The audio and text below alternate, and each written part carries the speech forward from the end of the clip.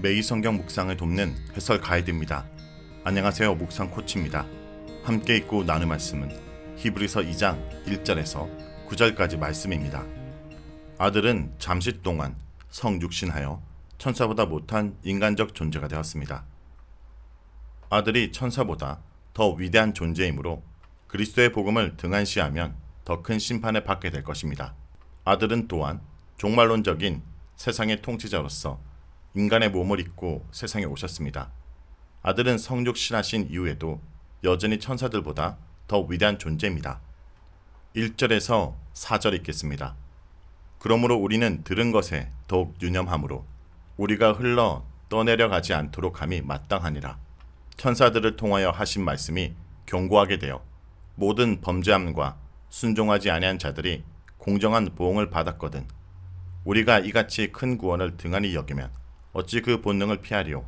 이 구원은 처음에 주로 말씀하신 바요 들은 자들이 우리에게 확증한 바니 하나님도 표적들과 기사들과 여러 가지 능력과 및 자기의 뜻을 따라 성령이 나누어 주신 것으로서 그들과 함께 증언하셨느니라.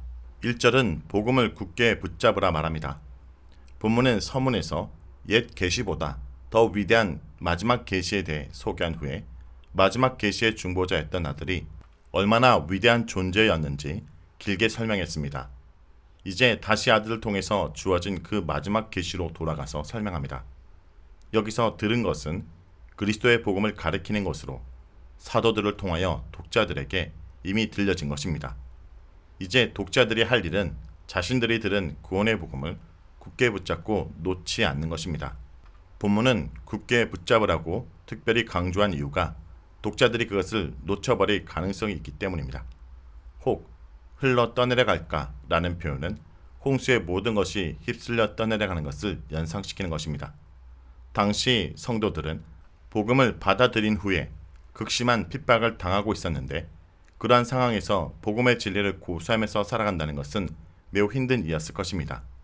따라서 많은 그리스도인들은 좀 더 편안한 삶을 위하여 복음을 놓아버리고 싶은 유혹을 받기도 했을 것입니다. 그러나 복음을 놓아버리는 것은 걷잡을 수 없는 홍수에 휩쓸려 멸망의 길로 떠내려가는 것과 같습니다. 독자들은 지금 매우 위험하고도 긴급한 상황에 있었습니다. 2절에서 3절은 복음에 불순종하는 자가 받을 심판을 말합니다. 하나님의 말씀은 구원과 심판을 동반합니다. 그것은 구약의 율법이나 그리스도의 복음이나 마찬가지입니다. 본문은 아들을 통한 위대한 구원의 복음은 엄중한 하나님의 심판을 동반한다 설명합니다. 더 큰 은혜는 더 큰 책임을 요구합니다. 구약의 성도들도 천사들을 통해서 그들에게 주어진 하나님의 말씀에 불순종했을 때 합당한 심판을 받았습니다. 그러므로 천사보다 더 위대한 아들을 통해서 주어진 구원의 복음을 등한히 여기면 얼마나 더 큰 심판을 받게 될 것인지 성도들은 스스로 짐작할 수 있었을 것입니다. 복음에 대한 그리스도인들의 충성과 헌신은 율법에 대한 유대인들의 충성과 헌신보다 더 크고 진지해야 합니다. 4절은 복음이 우리에게 어떻게 주어졌는가를 말합니다. 본문은 하나님의 심판에 대해서 언급한 후에 곧이어 그리스도의 복음의 진실성과 확실성에 대해 증거합니다. 복음의 진실성과 확실성은 그것이 성도들에게 어떻게 주어졌는지 그 과정을 생각해보면 드러날 것입니다. 본문은 복음의 확실성에 대해서 설명했던 이유가 아마 유대주의자들의 잘못된 가르침을 염두에 두었기 때문일 것입니다. 유대주의자들은 그리스도의 복음보다 모세 율법에 더 큰 권위를 두었습니다. 그들은 복음은 율법의 권위에 종속되며 복음을 받아들여도 모세 율법을 지키지 않으면 구원을 받을 수 없다라고 가르쳤습니다. 본문은 이에 대해 그리스도의 복음이 모세 율법보다 얼마나 더 위대한지 설명합니다. 그리스도의 복음은 단순히 사도들만 증거한 것이 아니라 삼위일체 하나님께서도 친히 함께 증거하셨습니다. 복음은 첫째, 그리스도에 의해서 선포된 것이며 둘째, 사도들이 복음을 증거할 때 하나님께서도 친히 표적과 기사와 여러 가지 능력을 통해 함께 증거하셨고 셋째, 성령께서도 은사를 주심으로 복음의 확실성과 진실성을 함께 증거했습니다. 이것은 율법이 모세를 통해 주어진 것과 비교할 때 그리스도의 복음이 얼마나 더 확실하고 진실한 것인지를 보여주는 증거입니다. 그러므로 성도들은 의심의 여지 없이 그리스도의 복음을 굳게 붙잡아야 합니다. 다음은 5절에서 9절에 읽겠습니다. 하나님이 우리가 말하는 바 장차 올 세상을 천사들에게 복종하게 하심이 아니니라. 그러나 누구인가가 어디서 증언하여 이르되 사람이 무엇이기에 주께서 그를 생각하시며 인자가 무엇이기에 주께서 그를 돌보시나이까. 그를 잠시 동안 천사보다 못하게 하시며 영광과 존귀로 가느시우시며 만물을 그 발 아래 복종하게 하셨느니라 하였으니 만물로 그에게 복종하게 하였은즉 복종하지 않은 것이 하나도 없어야 하겠으나 지금 우리가 만물이 아직 그에게 복종하고 있는 것을 보지 못하고 오직 우리가 천사들보다 잠시 동안 못하게 하심을 입은 자 곧 죽음의 고난 받으심으로 말미암아 영광과 존귀로 가는 쓰신 예수를 보니 이를 행하심은 하나님의 은혜로 말미암아 모든 사람을 위하여 죽음을 맛보려 하심이라. 5절은 성육신하신 아들은 여전히 천사보다 위대하다라는 내용입니다. 본문은 지금까지 아들을 하나님 그 자신과 동일한 영광과 건세를 가진 천상적인 존재로 묘사했습니다. 이제부터는 인간의 몸을 입고 오신 성육신하신 아들에 대해서 설명하기 시작합니다. 본문은 아들이 성육신한 이후에도 여전히 천사들보다 더 위대한 존재라고 말합니다. 그는 장차 오는 세상의 통치자이기 때문입니다. 여기서 장차 올 세상은 그리스도의 오심으로 시작된 종말론적 세상을 가리킵니다. 본문은 인류의 역사를 하나님의 아들 성육신을 기준으로 하여 그 전의 세상과 그 이후의 세상으로 대조하여 설명합니다. 아들이 오신 이후에 종말론적 세상을 장차 올 세상으로 묘사하고 있습니다. 히브리서 6장 5절에는 독자들이 이미 내세 능력을 맛보았다 말하는데 여기서 내세는 장차 올 시대 혹은 세상을 가리키며 2장 5절에 장차 올 세상과 유사한 표현입니다. 그러므로 성도들은 이미 장차 올 세상에 속해 있으며 그 종말론적 세상의 능력을 경험한 자들입니다. 그러면 본문은 왜 장차 올 세상이 천사가 아닌 아들에게 복종하게 되어 있다라고 굳이 말해야 했을까요? 아마 이것은 하나님이 천사들을 통해서 세상을 통치하신다고 믿었던 유대적 전통을 염두에 두었기 때문일 것입니다. 아들의 계시로 시작된 종말론적 세상은 천사가 아닌 아들의 통치를 받게 됩니다.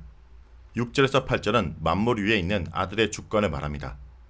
본문은 아들이 성육신한 이후에도 여전히 만물의 통치자로 계신다는 사실을 설명하기 위해 시편 8편 4절에서 6절을 인용하고 있습니다. 원래 이 시편은 천지 만물과 인간의 창조에 대해 묵상하는 내용입니다. 시인은 해와 달, 별을 바라보면서 상대적으로 보잘것없는 인간을 하나님께서 특별하게 대우하신다는 사실을 깨닫고 놀라워하고 있습니다. 하나님은 인간에게 천지 만물을 다스리는 통치권을 주셨습니다. 이 시편에서 사람과 인자라는 표현이 원래는 하나님의 피조물인 인간을 가리키지만 히브리서의 저자는 성육신하는 아들을 가리키는 것으로 간주하고 있습니다. 하나님께서는 인간을 창조하신 후에 그에게 만물의 통치권을 주셨습니다. 그러나 타락으로 인하여 인간은 하나님의 뜻에 따라 만물을 통치하고 다스리기보다는 오히려 떠받드는 위치로 전락하고 말았습니다. 그런데도 인간에게 만물을 통치하게 하신 그 하나님의 뜻은 실패로 끝나지 않았습니다. 그것의 진정한 성취는 참된 인간이며 인자로 오신 아들을 통하여 이루어질 것입니다. 비록 잠시 천사보다 못한 인간의 모습으로 오셨지만 그는 영광과 존귀의 간을 쓰시고 만물을 통치하시는 분입니다. 9절은 죽음의 고난을 통하여 영광으로 들어가신 아들을 말합니다. 그런데 본문은 여기서 한 가지 딜레마를 느낍니다. 아들이 만물의 통치자인데도 지금 현재 세상은 아들에게 복종하는 것처럼 보이지 않습니다. 그리고 아들은 세상에 오셔서 통치권을 행사한 것이 아니라 오히려 죽음을 당하고 고통을 당하셨습니다.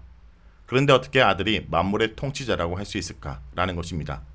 이에 대해 본문은 아들이 죽음의 고난을 통해 만물의 통치가 되는 영광의 자리로 나아가셨다라고 말합니다. 이것은 종말론적 세상의 통치자인 아들이 보통 이 세상의 통치자들과 어떻게 다른지 설명하는 것입니다. 세상의 통치자들은 많은 사람을 굴복시키면서 통치권을 행사하지만 아들은 많은 사람을 위해 대신 죽음으로 통치권을 행사하십니다. 아들은 세상의 통치자로 오셨지만 힘으로 세상을 정복하고 굴복시켜 통치하는 것이 아니라 희생적인 헌신으로 세상을 통치하기 위해 오셨습니다. 그러므로 죽음은 영광의 자리로 나아가는 관문입니다. 자, 여기까지가 히브리서 2장 1절에서 9절까지 말씀입니다. 오늘 말씀을 통해 우리는 무엇을 묵상하고 적용해야 할까요? 예수님은 우리를 위해 초라하고 연약한 사람으로 성육신하셨고 죽음의 고난을 통해 영광을 드러내셨습니다. 성도 여러분, 잠시 볼품없는 연약한 인간으로 예수님이 이 땅에 오셔서 고난과 죽음을 당하신 것은 우리를 위함이었습니다. 우리는 믿음의 눈으로 고난당하신 그분이 영광과 존귀로 간에 쓰시고 계심을 바라봐야 합니다.